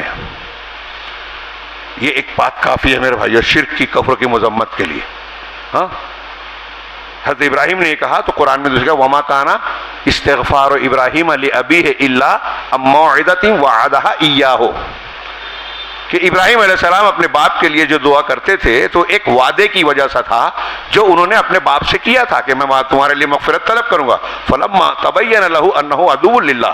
لیکن قرآن کا سورہ توبہ کی آیت ہے، جب یہ بات واضح ہو گئی ابراہیم کے سامنے کہ وہ اللہ کا دشمن ہے، شرک والا ہے، توبہ نہیں کیا، تو تبرأ منہ، ان سے براءت کا اظہار کر لیا، اب ان کے لیے دعا نہیں کرتے تھے۔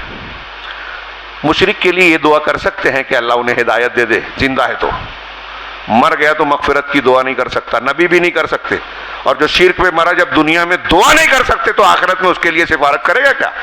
سوال ہی نہیں، اجازت ہی نہیں ملے گی۔ جو مشرک ہوگا وہ اللہ کی یا کسی کی بھی سفارش کی اجازت نہیں پائے گا قیامت کے دن، دلیلیں موجود ہے۔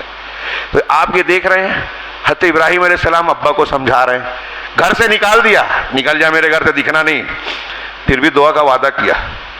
ہاں، حضرت ابراہیم نے چھوڑ دیا، کہا ٹھیک ہے میں اپنے رب کی طرف جا رہا ہوں۔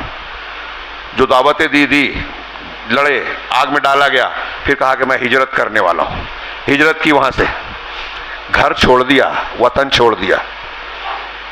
یعنی دین پہ اپنی دعوت دینے کے بعد اگر قوم نہیں مان رہی ہے، مشرکین کے بیچ سے آدمی کو، مومن کو نکل جانا چاہیے دعوت دینے، ان کے بیچ نہیں رہنا چاہیے، ان کے میلے ٹھیلے میں نہیں جانا چاہیے، ان کے مذہبی پروگرام میں نہیں جانا چاہیے۔ حضرت ابراہیم کی ملت میں ان کے میلے میں نہیں گئے تھے، بتوں کو توڑ دیا۔ تو ہماری جو طاقت ہے شرک کو رد کرنے کے لیے کرنا چاہیے۔ پھر وہاں سے گئے، راستے میں جو اس آزمائش ہوئی، ہاں، حضرت مشرک گھرانے کو چھوڑا تھا۔ قرآن میں کئی مقامات پہ میں اپنی زبان میں کچھ باتوں کو اشارہ کر دوں، آپ ضرور پڑھیے، ضرورت ہے۔ اور ابھی عید الاضحیٰ کو موقع ہے، آپ کو علماء کرام سے اور بھی اس سلسلے میں انشاءاللہ معلومات ملے گی، آپ خود بھی پڑھیں گے اور پڑھنا چاہیے، پڑھانا چاہیے۔ تو جب وہاں سے نکلے، راستے میں بادشاہ والا واقعہ ہوا، بیوی پر ہاتھ ڈالنا چاہا، اللہ نے اسے دھسا دیا، روک دیا۔ ہاں، پورا واقعہ پڑھیے صحیح بخاری میں، بڑا زبردست ہے۔ میں اس کو کہتا ہوں کہ دیکھیے حضرت ابراہیم اکیلے تھے، قوم نے، نمرود نے ساری نموریت آپ کا بال بیکا نہیں کر پائی۔ بادشاہ وقت کا سردار بیوی پر ہاتھ ڈالنا چاہا، نہیں ڈال سکا، اللہ نے جان بچائی پوری قوم کے سامنے، کوئی طاقت نہیں تھی مادی، اللہ نے عزت بچائی، سامنے جو ہے عزت پر ہاتھ ڈالنے کی کوشش کرنے والا وقت کا حاکم تھا وہاں کا، اللہ نے عزت بچائی۔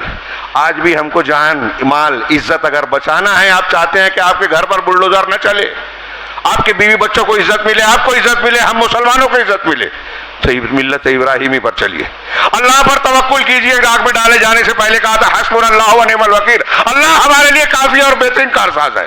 کیا ہم بول رہے ہیں؟ ہم تو اس کے اس پر تکیہ کر رہے ہیں، اللہ کو بھول رہے ہیں، اور جو اللہ کو یاد دلاتا کہتے ہیں مولوی صاحب پچھلی بات کرتے ہیں، اس کی کیا ضرورت؟ اسی کی ضرورت ہے۔ یہی یاد دلانے ہیں، عید الاضحیٰ اور حج کا موقع آتا ہے، ابراہیم علیہ السلام کی سیرت بتاتی ہے۔ جب اللہ تعالیٰ نے، اب یہ بھی دیکھیے کہ ابراہیم علیہ السلام نے مشرک باپ کو چھوڑا، مشرک گھر کو چھوڑا، مشرک قوم کو چھوڑا، تو اللہ نے کہا انی جاعلک للناس اماما، ہم آپ کو امام بنانے والے۔ واتخذ اللہ ابراہیم خلیلا، اللہ نے ابراہیم کو خلیل بنا لیا۔ پوری دنیا کائنات میں اللہ کے دو خلیل ہیں، ایک ابراہیم علیہ السلام، ایک محمد رسول اللہ صلی اللہ علیہ وسلم۔ موقع نہیں ہے کہ میں اس کی تشریح کروں۔ اللہ نے دوست بنایا، خالص دوست۔ یہ ابراہیم علیہ السلام کا موقع، جو جتنی توحید میں اعلیٰ منزل پہ جائے گا اس کا اللہ کے پاس اتنا مقام ہوگا، کیونکہ توحید کے لیے اللہ نے پیدا کیا۔ پوری کائنات کے انسانوں میں سب سے توحید میں سب سے اعلیٰ درجہ محمد رسول اللہ صلی اللہ علیہ وسلم، اور ان کے بعد سب سے اعلیٰ درجہ حضرت ابراہیم کا۔ دونوں خلیل ہیں۔ مشرک قوم کو چھوڑا، مشرک گھر کو چھوڑا، اللہ نے اولاد دی، اب کس کی دی؟ نبیوں کی اولاد دے دی۔ حضرت ابراہیم علیہ السلام کے بعد آپ کی نسل سے باہر کوئی نبی نہیں آیا، آپ کی نسل کے باہر کسی پر کتاب نہیں اتری، شریعت نہیں اتری۔ آپ کے بیٹے اسحاق علیہ السلام، ان کے بیٹے یعقوب علیہ السلام، پورے انبیاء بنی اسرائیل ان کی اولاد، حضرت عیسیٰ اور حضرت یحییٰ تک، ان میں یہ آخری تھے. اور پھر حضرت اسماعیل علیہ السلام جو حضرت ابراہیم کی اولاد ہیں، ان کی نسل میں محمد رسول اللہ صلی اللہ علیہ وسلم. اللہ نے آپ کو امام بنایا، خلیل بنایا. یہ قرآن کہہ رہا ہے ان ابراہیم کان امتن، ابراہیم ایک امت تھے، جامع الخصائل اور خیرات تھے. ہاں، خیر کی طرف دعوت دینے والے. امت کا کئی معنی کیا؟ امت کا ایک معنی امام، پیشوا تھے. قانتا للہ، اللہ کی فرما برداری کرنے والے تھے. ایک ہے مطیع، ایک ہے قانت. ہاں، مطیع یہ ہے کہ آپ مسجد میں ابھی نیکی کر رہے ہیں، بازار میں گئے تو بے ایمانی کرنے لگے، تو آپ قانت نہیں ہیں. رمضان میں ہم اچھے انسان مسلمان بن گئے، رمضان کے بعد پھر پہلے راستے پہ آ گئے، قانت نہیں ہے. قنوت یہ ہے کہ مسلسل اللہ کی عبادت کرنا، اطاعت کرنا، بات ماننا. کہیں بھی مخالفت نہیں، یہ بات مانی اور وہ نہیں مانی، ایسا نہیں. حضرت ابراہیم مسلسل عبادت کر رہے ہیں. حنیفاً، یکسو تھے، یک رخے تھے، صرف اللہ کے لیے اخلاص اور توجہ رکھنے والے. ولم یکن من المشرکین، مشرکین میں سے نہیں تھے. شاکرا لانعمہ، اللہ کی نعمتوں کا شکر ادا کرنے والے. جو نعمت دی اس کا شکر. شکر کا معنی پڑھیے، صرف زبان سے، صرف دل سے نہیں بلکہ عمل سے بھی. جو نعمت دی اس نعمت کا صحیح استعمال کرنا. اجتباہ، اللہ نے ان کو منتخب کر لیا. وہداہ الی صراط مستقیم، اور صراط مستقیم کی رہنمائی کی، اسے جتلا دیا. وآتیناہ فی الدنیا حسنہ، دنیا میں بھی ہم نے ان کو حسنہ دیا، اور آخرت میں بھی وہ نیکوکاروں میں سے ہوں گے. پھر ہم نے آپ کی طرف وہ یہ کی کہ آپ ملت ابراہیمی کی پیروی کیجیے، جو میں نے آیت پڑھی. اب یہ ہمارے لیے ابراہیم علیہ السلام کو نمونہ بنایا گیا. اب حضرت اسماعیل علیہ السلام کا واقعہ، ہاں بہت وقت زیادہ ہو گیا، صرف بچوں کے اس میں تناظر میں یہ ایک دو جملہ اشارہ کر دوں. واقعہ ہم پڑھتے ہیں، اب یہ ذکر آئے گا کہ حضرت ابراہیم علیہ السلام کے بیٹے حضرت اسماعیل، یہ وہی بیٹے ہیں جن کو اللہ کے حکم سے ماں کے ساتھ میں مکہ کی بے آب و گیاہ وادی میں چھوڑا گیا. وہیں ان کے پیروں کے تلے سے زمزم نکلا. یہ معجزہ آج بھی زندہ ہے مکہ میں، پوری دنیا کو دعوت دے رہا ہے. دنیا کے ریسرچ اور کیا کہتے ہیں تحقیقات سے بھی پتہ چلا کہ زمزم کی طرح دنیا میں کوئی پانی نہیں ہے. اکیلا پانی ہے جس میں کرسٹل ہے، جس میں سڑتا نہیں ہے، جس میں بہت ساری بیماریوں کا علاج ہے. خیر، وہ حضرت اسماعیل مکہ میں ٹھہرائے گئے. پڑھیے سورہ ابراہیم میں، ربنا انی اسکنت من ذریتی بواد غیر ذی زرع عند بیتک المحرم. پروردگار، میں نے اپنی ذریت کو، اپنی بعض ذریت کو تیرے گھر کے پاس، ہاں، ایسی وادی میں جو کھیتی باڑی والی نہیں ہے، بسا دیا. کیوں؟ ربنا لیقیموا الصلاۃ، پروردگار اس لیے کہ وہ نماز قائم کرے. لیکن اس سے پہلے جو دعا کی شروعات ہے سورہ ابراہیم میں پڑھیے، رب اجعل ھذا البلد آمنا، کیا ہے، اے اللہ اس شہر کو تو امن والا بنا دے. اس کے بعد جو اللہ نے حضرت ابراہیم نے دعا کی، وَجْنُبْنِي وَبَنِيَّ أَن نَّعْبُدَ الْأَصْنَامَ. میں چاہتا تھا اس پہ تھوڑا بولوں، ٹائم نہیں ہے. ابراہیم علیہ السلام اللہ سے دعا کر رہے ہیں کہ مجھے اور میرے بیٹوں کو پروردگار اس بات سے بچا. ہاں، کس بات سے؟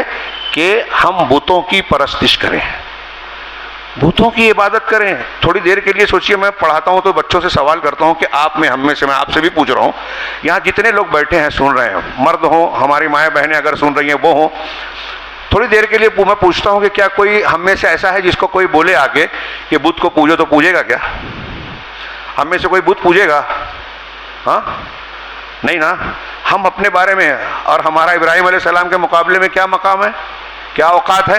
کچھ بھی نہیں. ان کے پیروں کو دھول کو بھی نہیں پہنچ پائیں گے. کوئی ولی نہیں پہنچ سکتا اعلیٰ سے اعلیٰ درجے کا. تو ابراہیم علیہ السلام کے اتنے کم درجے کہ ہم یہ کہتے ہیں ہم بت نہیں پوجیں گے.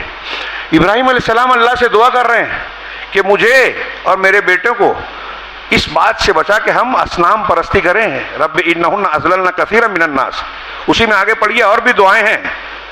رب اجعلنی مقیم الصلاۃ ومن ذریتی، نماز، اپنے بچوں کو نمازی بنانے کے لیے بھی دعا کی. تو شرک سے مجھے بچا، میری اولاد کو بچا. اس سے شرک کے خطرناک ہونے کی دلیل ملتی ہے کہ ہمیں شرک سے کتنا ڈرتے رہنا چاہیے، ہوشیار رہنا چاہیے، اپنے لیے بھی، اپنے بچوں کے لیے بھی. اگر ہم چاہتے ہیں بچے کا بھلا کریں، ماں باپ کا بچوں پر حق ہے، جس طرح ہمارا حق ہے کہ ہم ان کو کھانا، کپڑا، ضرورت کی چیزیں دے. ان سے بڑھ کر ضرورت ہے کہ ہم ان کو توحید سکھائیں، شرک سے ڈرائیں، شرک کو پہچانوائیں. یہ ضروری ہے. اور آج مسلمان بڑی عمر کے ہو گئے، بڈھے ہو گئے، شرک اور توحید جب خود کو نہیں معلوم. کچھ لوگ تو دین میں ٹائم لگاتے ہیں، دین کی خدمت کر رہے ہیں، فضائل پہ محنت کر رہے ہیں، کچھ اقامت دین کی بات کرتے ہیں، لیکن توحید نہیں معلوم، توحید کی قسمیں نہیں معلوم، توحید کی شرطیں نہیں معلوم، توحید کے تقاضے نہیں معلوم، شرک اکبر شرک اصغر نہیں معلوم۔ یہی وجہ ہے کہ مسلمان کہہ رہے ہیں شرک کو برا کہتے ہیں اور شرک کر رہے ہیں۔ میرے بھائیو، بہت بڑی اور بنیادی سبق ہے یہ۔ دنیا اور آخرت میں ہر بھلائی کی کنجی بنیاد توحید ہے۔ توحید کے اثرات آپ سنتے ہوں گے علماء سے، نتائج ثمرات، اور دنیا میں ہر برائی اور پریشانی، آخرت کی ہر برائی پریشانی، جہنم کے عذاب کی سب سے بڑی بنیاد شرک ہے، کفر ہے۔ سب سے زیادہ اس سے چوکنا رہیے، اس سے بچیے۔ حضرت ابراہیم نے دعا مانگی، اور اولاد ہو جانے کے بعد یہ دعا کر رہے ہیں، اس سے پہلے جب اولاد کے لیے دعا مانگی تو کہا رب ہب لی من الصالحین، پروردگار مجھے نیک اولاد دے دو، فبشرناہ بغلام حلیم۔ پھر اس کے بعد اسی آیتوں میں ہے سورہ صافات میں کہ جب وہ اس عمر کو پہنچے کہ ان کے دوڑ دھوپ کے لائق ہو گئے تو کہا، ابراہیم علیہ السلام ان کے پاس آئے اور کہا انی اری فی المنام انی اذبحک، میں خواب میں دیکھ رہا ہوں کہ تمہیں ذبح کر رہا ہوں، فانظر ماذا تری، تو غور کرو کیا خیال ہے، کیا رائے ہے۔ یہ آپ سنیں گے پڑھیں گے، میں اشارے سے آگے بڑھ جاؤں، حالانکہ یہاں بھی میں رکنا چاہتا تھا۔ تو حضرت اسماعیل نے کیا کہا، ہاں یا ابت فعل ما تؤمر، غضب، بیٹا کہہ رہا ہے ابا جو حکم دیا گیا اسے کر دیا۔ حضرت ابراہیم نے کیا کہا تھا، میں نے خواب دیکھا تمہیں ذبح کر رہا ہوں۔ اسماعیل علیہ السلام کیا جواب دے رہے ہیں، جو حکم دیا جا رہا ہے۔ مطلب اسماعیل علیہ السلام یہ کہہ رہے ہیں کہ میرے باپ نبی ہیں، نبی نے جو خواب دیکھا وہ اللہ کی طرف سے حکم ہے۔ اور آج ہمارے ہاں منکرین حدیث کہتے ہیں کہ حدیث حجت نہیں ہے، وہ قرآن میں نہیں تھا۔ حضرت اسماعیل کہہ رہے ہیں اللہ کا حکم ہے، حضرت ابراہیم نے خواب دیکھا تھا، نبی کا خواب بھی حدیث ہے، حکم ہے اللہ کا۔ اور یہاں حدیث رسول کو، نبی کے خواب کو ہمارے کچھ لوگ انکار حدیث کرنے والے مانتے ہی نہیں ہیں۔ بیٹے کا دیکھیے کس طرح تربیت کی تھی، توحید کی۔ اگر آپ توحید سکھائیں گے اپنے بچوں کو تو باپ کی عزت کرے گا۔ توحید کا اثر یہ ہوتا ہے کہ باپ کا فرما بردار ہوتا ہے، بیٹا ہر بات کو، حکم کو ماننے والا ہوتا ہے۔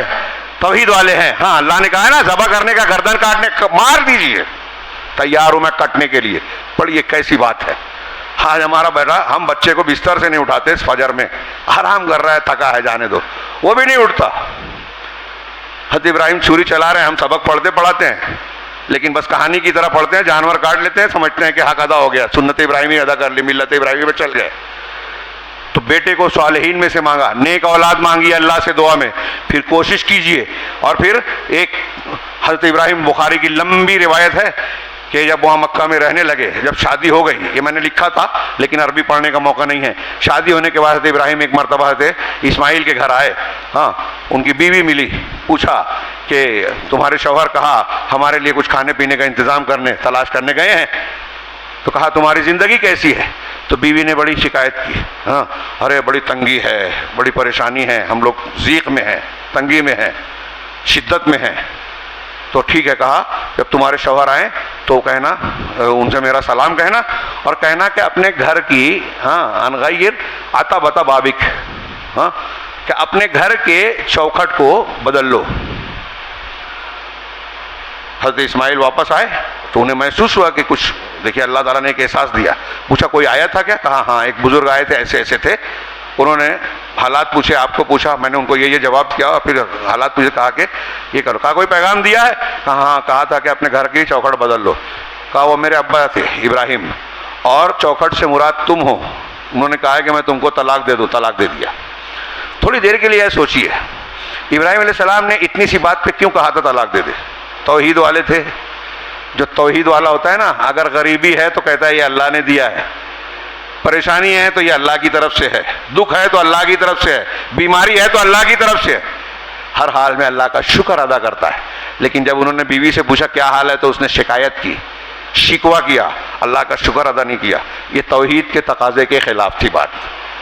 تو کہا ایسی بیوی کو بدلو، مطلب بیوی دیندار ہونی چاہیے۔ یہاں ایک بھی رک کے پوچھ لیں، کچھ لوگ ہمارے یہاں ناراض ہو جاتے ہیں اپنے بھائی سے، بہن سے، تو بولتے ہیں چلو اپنی بیوی کو طلاق دو۔ حضرت ابراہیم نے بولا تھا نا، تو اسماعیل علیہ السلام نے چھوڑ دیا تھا، ایسے تم کو ہماری بات ماننی ہے۔ امام احمد سے پوچھا گیا کہ ابراہیم علیہ السلام نے اسماعیل سے کہا تھا، حضرت عمر نے حضرت ابن عمر سے کہا تھا بیوی کو طلاق دے دو، دونوں نے دے دیا۔ تو آج اگر باپ یا ماں کہتے ہیں کسی سے کہ اپنے بیوی کو چھوڑ دو تو چھوڑ دینا چاہیے؟ تو امام احمد نے بڑا پیارا جواب دیا، کہا ہاں چھوڑنا تو چاہیے، لیکن اس باپ کو جو یہ کہہ رہا ہے اس کو حضرت ابراہیم اور حضرت عمر کی طرح ہونا بھی چاہیے، ایسے دین والا ہونا چاہیے اب ससुर का झगड़ा हो रहा है, समधी का, अपने झगड़े में मियाँ बीवी को जो ठीक ठाक रह रहा है कहता है छोड़ उसको, मेरे घर में उसकी बेटी नहीं रहेगी, झगड़ा उससे है, उसकी बेटी पर निकाल रहे हैं। ये ठीक नहीं है, ये गलत है। हज़रत इब्राहिम ने जो कहा था दीन की बुनियाद पे कि अल्लाह की नाशुक्री है, तौहीद वाली नहीं है, तौहीद का तकाजा इसमें भी आता है, इसका मतलब शिरक करती थी नहीं, तौहीद का तकाजा है शुक्र अदा कर। फिर कुछ दिनों के बाद हज़रत इब्राहिम आए, बीवी बदल चुकी थी, उस वक्त भी इस्माइल अलैहिस्सलाम नहीं थे, उसी हदीस में है बुखारी की। फिर हज़रत इब्राहिम ने पूछा तो कहा कि वो हमारे लिए कुछ बाहर गए हैं, तो कहा तुम्हारी हालत कैसी है, हालत ऐसी, ज़िंदगी कैसी है, वसअल अन हयातिहिम व हयातिहिम, इस तरह के अल्फाज हैं, अहवालिहिम हालिहिम व हयातिहिम, उनकी हालत और हालत पूछी, हयात पूछी, तो कहा कि हम अल्लाह का शुक्र है, अल्लाह ने हमको बड़ा खुशहादगी दी और ये दिया वो दिया, बड़ी तारीफ़ की उनकी बीवी ने, अल्लाह का शुक्र अदा किया। तो हज़रत इब्राहिम अलैहिस्सलाम ने कहा कि जब आपके शौहर आए मेरा सलाम बोलना और कहना कि अपने दरवाजे की चौखट को कायम रखें, बदले नहीं। फिर वैसे ही हुआ तो इस्माइल आए, पूछा, बीवी ने बताया, हज़रत इब्राहिम की तारीफ़ की और फिर बताया कि ऐसे ऐसे बुज़ुर्ग आए थे, हाँ, और उनसे हमसे पूछा कि तुम खाते क्या हो, तुम्हारा खाना क्या है, तो कहा पानी और गोश्त, तो कहा कि तुमको अल्लाह तबारक तआला इसमें बरकत दे। हज़रत इब्राहिम ने जो दुआ दी थी मक्का वालों के लिए, उसमें हदीस में है, मक्का वाले ऐसे हैं कि एक लंबे अरसे तक बगैर अनाज के गोश्त खाते रहे, उनको कोई नुकसान नहीं है, उनके अलावा कोई खाता है सिर्फ गोश्त खाए नुकसान होगा पेट को। कहा अगर अल्लाह के रसूल ने उसी हदीस में कहा अगर अनाज भी खाते और अल्लाह के हज़रत इब्राहिम उनको दुआ देते तो मक्का में अनाज भी मिलता खूब। आज दुनिया का हर फल मिलता है, मक्का में पैदा नहीं होता, मिलता सब है, ताज़ा मिलता है। इब्राहिम की दुआ अलैहिस्सलाम की दुआ कबूल हुई। खैर, तो हज़रत इब्राहिम ने ये मैसेज दिया, ताज़ा फल खाना है तो इब्राहिम अलैहिस्सलाम का तरीका इख्तियार कीजिए। आप बोलेंगे कि अरे वही तौहीद की बात, तौहीद से ताज़ा फल मिलता है, लॉजिक नहीं समझ में आ रही है। अल्लाह का दुनिया, अल्लाह का निज़ाम अल्लाह चलाता है, कोई ट्रंप, कोई याहू, कोई संघ परिवार का आदमी नहीं चलाता। इनको थोड़ी ताकत मिलती है तो इतरा रहे हैं, कूद रहे हैं, बहुत फराइन आए, अल्लाह ने रस्सी खींची, चले गए, खत्म हो गए, मिट गए, निशान इबरत बन गए। हाँ, इब्राहिम अलैहिस्सलाम का जिक्र हम कर रहे हैं, क्यों? तौहीद वाले थे। तो अल्लाह ने दुनिया में भी मुशरिक बाप को छोड़ा, वाहिद बेटे दे दिए, अंबिया की औलाद दे दी। और फिर मैं ये वाक़या जो जिक्र कर रहा था, उनकी बीवी से कहा कि घर की चौखट कायम रखना। हज़रत इस्माइल आए, पूछा, बताया सब चीज़ें, उनसे भी यही कहा कि वो मेरे वालिद थे और घर की चौखट से मुराद तुम हो, तुमको कायम रखना है, इन्हें तुमको तलाक नहीं देना, ये कहा है कायम। ये देखिए हज़रत इब्राहिम और इस्माइल का ताल्लुक़। गर्दन काटने का हुक्म हुआ, बेटे से कहा बेटा अल्लाह के हुक्म की तामील में, ये नहीं कहा अरे आप काटोगे मैं कट जाऊँगा, अल्लाह का हुक्म है तो कोई जानवर होना किसी और को काट लो, ये नहीं कहा। हमारे घरों में बोलते हैं अरे मेरे घर में तो कभी रोज शादी होती है क्या, अरमान निकालेंगे ना। हाँ नहीं, हज़रत इब्राहिम, हज़रत हाजरा, हज़रत उनके ख़ानदान हज़रत हाजरा, हज़रत इस्माइल ने ये नहीं कहा कि हमको यहाँ जंगल में छोड़े जा रहे हो तो क्या होगा हमारा। हाँ, जब घर में छोड़ा तो सोचिए रात में अकेली रही होंगी, बेटा गोद का बेटा है वो है, कोई दूर दूर तक इंसान भी नहीं है, घर भी नहीं है, थोड़ी देर के लिए सोचिए।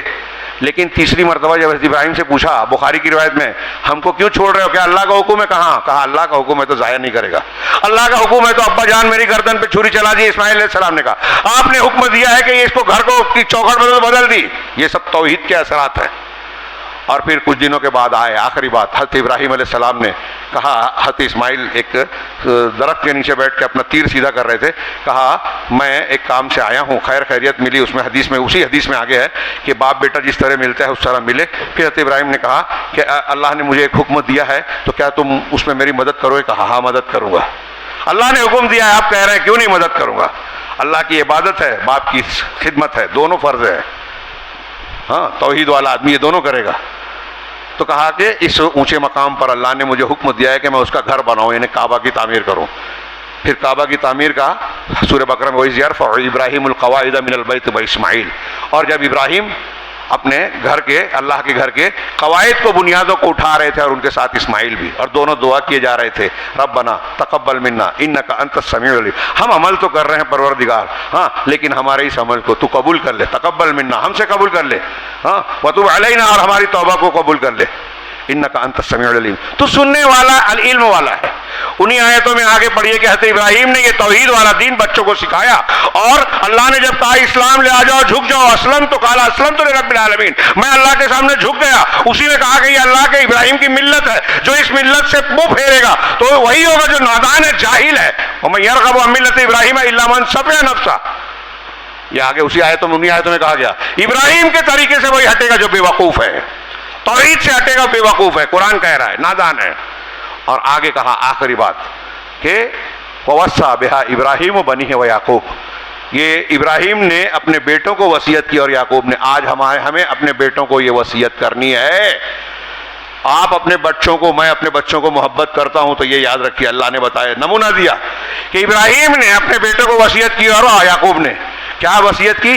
یا بنی، میرے بیٹو، ان اللہ اصطفیٰ لکم الدین، اللہ نے تمہارے لیے ایک دین کو منتخب کر لیا ہے، یہ دین نہیں ہے جو سب لوگ کر رہے ہیں، جو اللہ نے اتارا ہے بس وہی ایک دین، ایک مسلک، قرآن حدیث والا، اس نے یہ کہا، فلاں نے یہ کہا، صوفیوں کا یہ ہے، رافضیوں کا یہ نہیں، جو نبی کا ہے، جو صحابہ کا ہے، ہم اس کو کہیں گے اپنے بچوں کو۔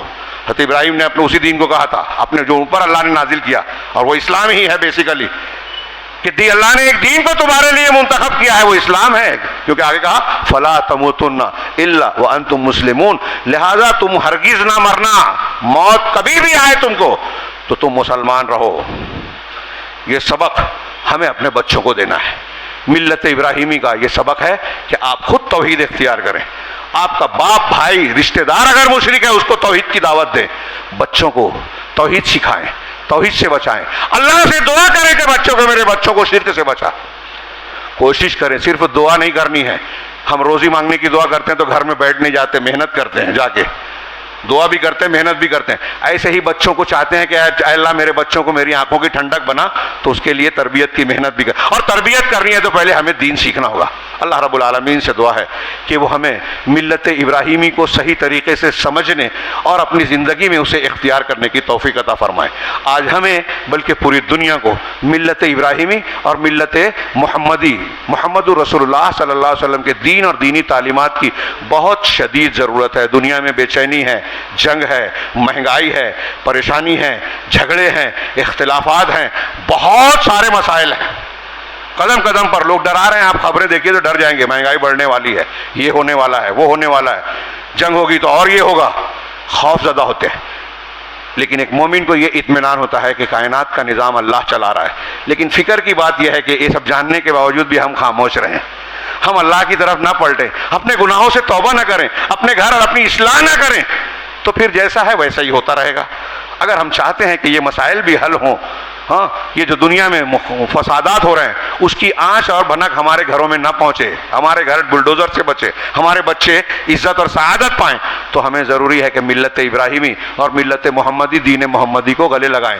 ہر صبح ہم وعدہ کرتے ہیں اصبحنا علی فطرت الاسلام وعلی کلمۃ الاخلاص وعلی دین نبینا محمد صلی اللہ علیہ وسلم وعلی ملت ابراہیم حنیفا مسلما وما کان من المشرکین۔ صبح شام کے اذکار میں یہ ہے اصبحنا اور امسینا، ہم نے صبح کی حسبانا اعلی اسلام کی فطرت پر، دین اخلاص پر، اور محمد صلی اللہ علیہ وسلم کے طریقے اور دین پر، اور ابراہیم کی ملت پر جو کہ حنیف تھے، موحد تھے، مشرک نہیں تھے۔